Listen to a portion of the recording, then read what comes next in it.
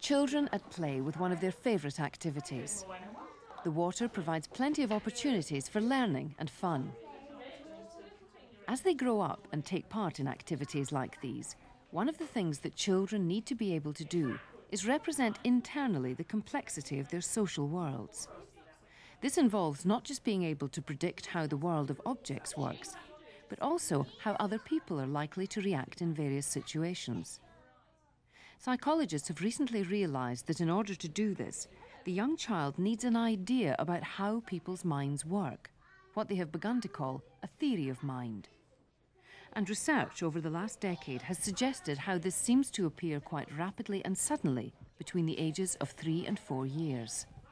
The great thing about theory of mind is that it is a major conceptual tool that allows us to step outside of the bounds of the directly perceivable stimulus circumstances and allow for predicting and explaining other people's behavior in a wide variety of novel ways. Psychologists argue that we can see the difference between having and not having a theory of mind in simple experiments, called false belief tasks. First of all, the child has to establish the fact that their own belief is false. Then they have to put themselves inside the mind of another child in order to predict that child's beliefs. Now, Elizabeth, what do you think's inside this box? Smarties. Have a look inside. Can't take the lid off. Oh, well, let me have a go, shall I? You ready? Say go. Go. What's in there? What's that? Pencils. Oh, right. Should we put them back in the box? Yeah. What are they for? Should we put the lid on? Now, can you remember what's inside the box? Pencils. And what did you think was in the box? Pencils. Did you? Now, I'm going to show this box to Jay in a minute. What will Jay think is in the box? Pencils. Ready? Good. After you've mopped up the child's tears because they expected to get sweets, you ask them 2 questions. One is a reality question to make sure that they remember what's inside. So what's inside what is inside the box? And then you can ask them one of 2 false belief questions. One is about their own previous belief. What did you think was inside the box? And the second question is, your friend John is going to come and look at the box in a minute. What will John think is in the box? You like that? Like many children of this age, when asked what another child will think, Elizabeth simply projects what she now believes herself about the tube of sweets. She doesn't recognise that the other child exists as an independent thinking being. And presented with another task of this kind, she acts in much the same way. Right, now. She is. This is Sally, and this is Anne. All right? Now, Sally comes in with her marble. Sally puts her marble into the basket and goes out. Anne comes and gets the marble,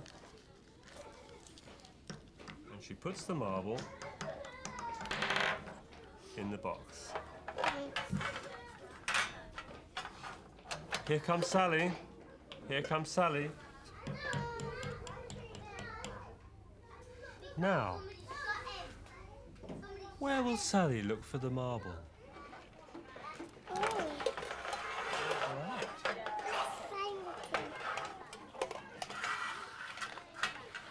you go, Sally.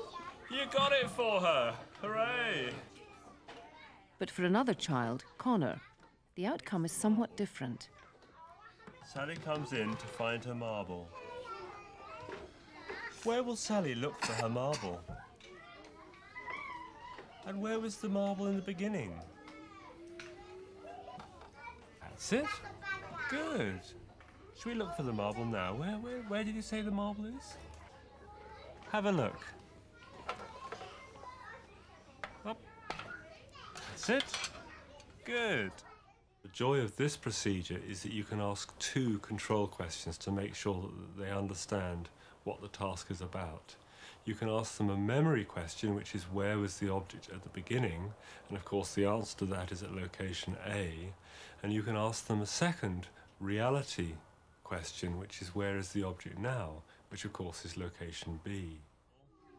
To be able to work out where Sally will think the marble is, Connor has to be able to simultaneously hold, or in psychological terms, mentally represent two distinct points of view in his mind. Takes the marble. In the research studies, most 3-year-olds seem unable to do this. Before the age of about 4, children do not use the other person's mental representations as independent entities. They do not realise that individuals can act upon misrepresentation. This is Sally. But most 4-year-olds get the answers to these questions right. But why? What happens between the ages of 3 and 4?